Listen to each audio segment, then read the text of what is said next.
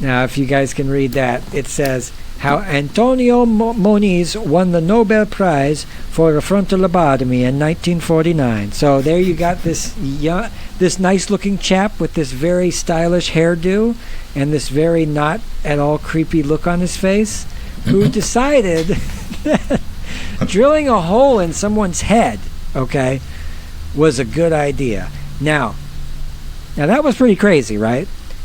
But speaking of drugs and medicines and treatments and stuff like this won the Nobel Prize in 1949.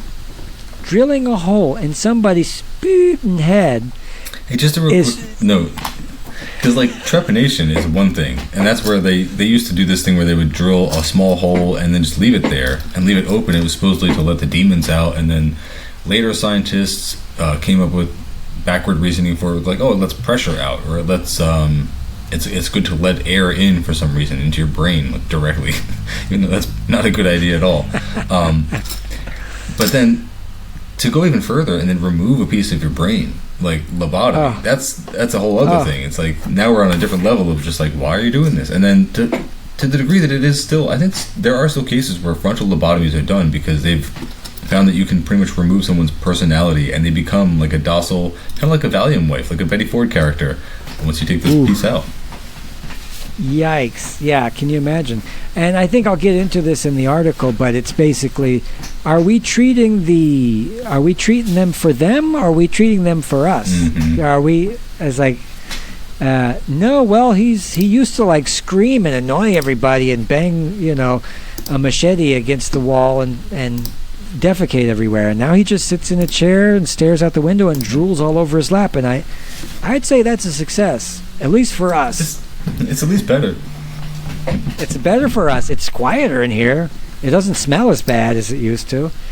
Yeah, it was essentially the worst, most horrific thing. And my wife is looking up frontal lobotomies the other night, and she's like, I knew that thing was done in 1949, but I didn't know the extent of, like, she was reading out all the symptoms and the stuff that happened. Like, some people would just be okay. Some people would still be able to use the bathroom on their own, and other people were just toast. Like, ugh. And they killed a bunch of people. A bunch of people just died right off the bat.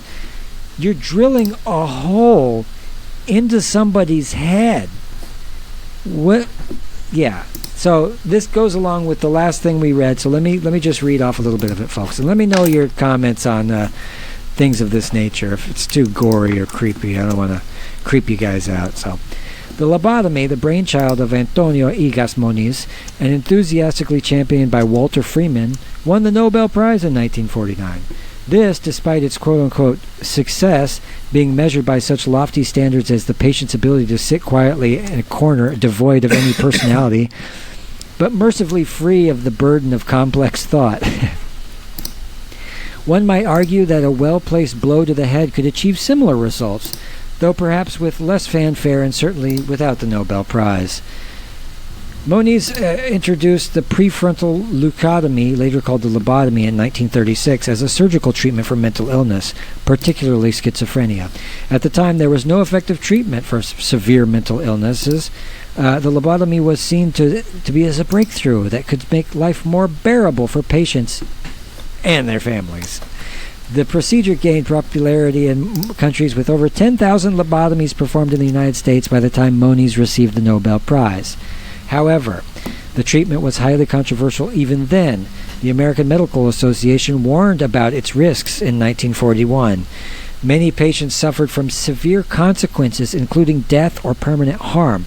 Some were left in vegetative states, earning them the grim label of drooling zombies. While some patients seemed to benefit from the lobotomies by experiencing temporary relief, overall impact was overwhelmingly negative. The procedure fell out of favor by the 1950s as awareness grew about its harmful consequences and alternative treatments like drug therapy emerged. Today, lobotomy is considered widely to be barbaric, ineffective. Its use has been largely abandoned, with only very, very rare cases of highly modified and precise techniques for specific conditions. So they're still doing the lobotomy, they're just doing it with smaller instruments at a slower rate. I don't actually know. There's probably some some situations where maybe you want to get inside the coconut of somebody and do some scrambling or something. Interesting enough, this is where the drugs come in, right? You had all these great ways to keep people under wraps during these days. Well, we'll electroshock therapy them. We'll just give them 1,000 gigawatts to the brain, and that should sort them right out. You ever see Requiem for a Dream? Mm-hmm. The old lady at the end. I just want to see you in my red dress. It's going to be great. Yeah, that's a sad one. This was an uncomfortable reality in those times, that people of all mental illnesses, schizophrenics, people who were depressed, people that had Tourette syndrome, people who had Parkinson's, they were just doing whatever, thinking that they might be able to help them. So there's been a lot of calls for him to have his Nobel Prize rejected posthumously, but that's not been seen. Over 10,000 Americans had their frontal lobes unceremoniously scrambled before the medical community finally cottoned on to the fact that turning patients into docile, drooling shadows of their former selves wasn't quite the psychiatric breakthrough they hoped for. The procedure's fall from grace was swift as its rise, leaving in its wake a trail of human wreckage that we're still grappling with today. Very true. Fast forward to our current era, where we swapped an ice pick for the prescription pad. Instead of physically mangling our brains, we now can chemically alter them, a practice we assure ourselves is far more humane and scientifically sound. Yet one can help but wonder if future generations will look back at our current psychopharmacological obsession with the same mixture of horror and disbelief, the same way we regard the lobotomy. Which is, I think, a good question, right? What do you think? I mean, it definitely opens up some interesting thought experiments. Like, I've had this thought myself. At what point do you draw the line between what is influencing someone's behavior in a negative way to make them conform to society at large, or even just the situation at hand? It's like, you can go all the way to saying, like, if you give your kids a tablet to get them to just be quiet at a family dinner for an hour or so, it's like, are you influencing them the same way as if you were lobotomizing them? No, but you're definitely influencing their behavior in a way that's driving them away from, like, their natural inclination into something that's a little more comfortable for you in the moment, you know? And that goes all the way even down to pets. And that's why it becomes so important to talk about things like consent. It's like, you can... people have definitely made lots of cases for why you shouldn't medicate your kids for ADHD, because you're getting them to fit into a tiny little box of society that they were not naturally meant to fit into, and supposedly it could be regulated better with diet and exercise. I mean, there's so much debate, I'm not even going to get into it here, but, like, you could go all the way to say, like, do our pets actually love us, or do they have Stockholm syndrome? It depends on how far you want to take this argument about, like, consent, and, like, what things do these creatures actually want to be done to them so that they feel like they want to fit in. Because some people actually would like to be medicated if it allows them to have an easier time living in a society that can't tolerate their natural behaviors. So, yeah, it's an interesting thought experiment for sure. Yeah, you just touched on something really heavy duty too, which is the animal rights thing too, about all the animal rights stuff. But is it some advanced form of Stockholm syndrome? That's a really good point. Mm-hmm. It's hard to know. I always wonder that about animals in captivity, that there's a loss of purpose, yes, but then there's a comfort there in knowing that you're taken care of, or something, that you have an expectation and you have a routine. And what is happiness? What is living good? What is living a good life? I'd like to think it's natural, but if that means natural, that means I might die of starvation in the desert if I was any other animal or whatever, and I'd just have to be okay with that.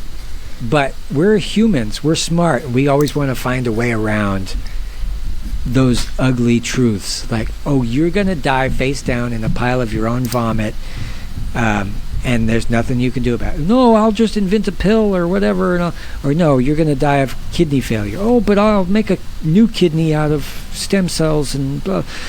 I mean, it also brings up an interesting... It's interesting to think about how we're medicating ourselves. It's like you've mentioned a couple times about how much you feel better about existing in this society that obviously doesn't come natural to us once you just have a little toke here and there. It's like, we are doing the same thing. Are we partially lobotomizing ourselves every time we smoke? Probably not, but it definitely helps.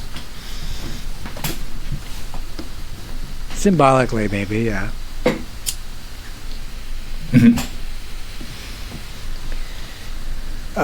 Yeah. Yeah, I mean... Sorry, I was switching up my noise canceling there. We'll see, huh? Yeah, but I hear you, though. This is all good points. If anybody has anything to say in the chat, let us know. I'm always happy to hear from you guys. So, as far as medicines, I'm always weary about the newfangled things that they say, oh, this is going to revolutionize everything, and it turns out to be bad 30 years later. And there's this pattern going around. Now, the lobotomy was one of them. They said, well, we're drilling holes in people's heads. So they go, okay. Then there's like, hey, that's not working out so good. None of your patients are actually doing better. And they say, yeah, but it's okay. They say, no, we're not going to do that anymore. You stop, you do something different, but then something new comes along. It's a process that never seems to end. So you have things like thalidomide was introduced in the 1950s. It was a wonder drug for morning sickness for pregnant women. But the catch was, it caused severe birth defects in thousands of children before being banned. Okay?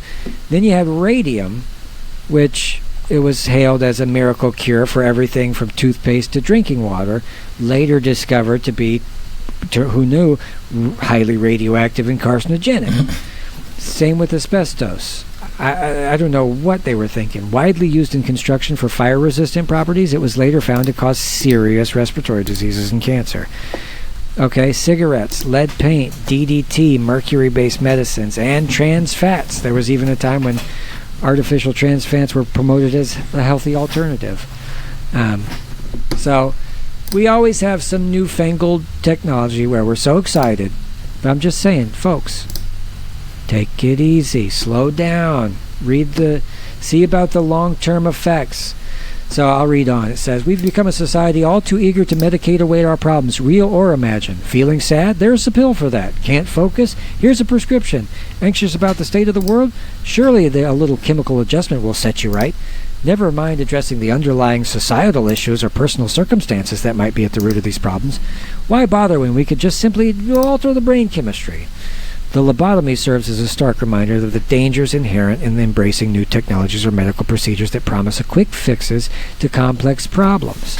In our haste to solve the riddles of the human mind, we risk repeating the same mistakes of the past, albeit more subtle and socially acceptable forms.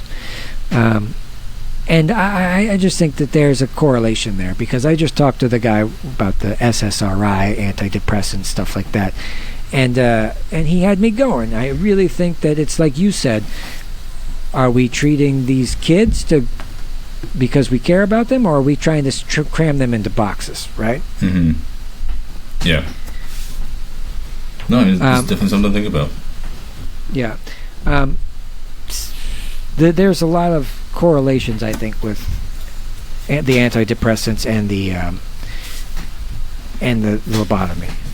I mean, when you're left to only have individualist changes, that is what you're left with. When systemic change is out of the question, when you can't address, and you can relate this to gun control too. It's like talking about before how we have more guns than people in the U.S. and it's the only country that has them to that degree. I think we're going to get to that last story that we have, which will be relevant to this. But even if you wanted to implement gun control, even if you had the political will to do it, what could you even do that would address the problem? You could try to take the guns away, but that's like such a far gone conclusion. There's too many already in circulation. Every time you create a regulation, it just creates an industry to circumvent that regulation, because the gun manufacturers simply buy parts to make a part that circumvents it in a way that is functional for the users. We've seen this happen so many times that the only conclusion we should be left at is that we have to address the systemic reason why people want to shoot up mass amounts of strangers. It's because they don't see other people as human, because they don't have humanity and they don't have community. They don't see other people as other humans with thoughts, feelings, independent lives like their own. And it's because we've been so alienated and proletarianized that people are too individualist to that extent. Or they're possibly mentally ill, like getting back to the need for medication, and possibly it's like it might actually be good to lobotomize in some way the people who are going to be mass shooters, but we also don't have any kind of system for pinpointing those or predicting because we look away from the white nationalist and incel rhetoric that creates those people. That's just part of American society, and that also creates such a huge part of social media that it would be too unprofitable to address it in a material way. But this all just goes to say we can't address systemic issues, so we are only left to medicate or even self-medicate in some instances. You know, it's funny. That's, the great, we call him Uncle Teddy, Ted Kaczynski. That was his main, one of the main most interesting premises of his whole rant and rave was that he knew that in the future that they would need pharmacological interventions to keep us placated because religion will have lost its coercive, abilities, or this social cohesive abilities, something that brings the people together and keeps everybody motivated to act a certain way, manipulate the people. He saw that people were going to have to be coerced with pharmacological interventions in order to be accepting of this new reality.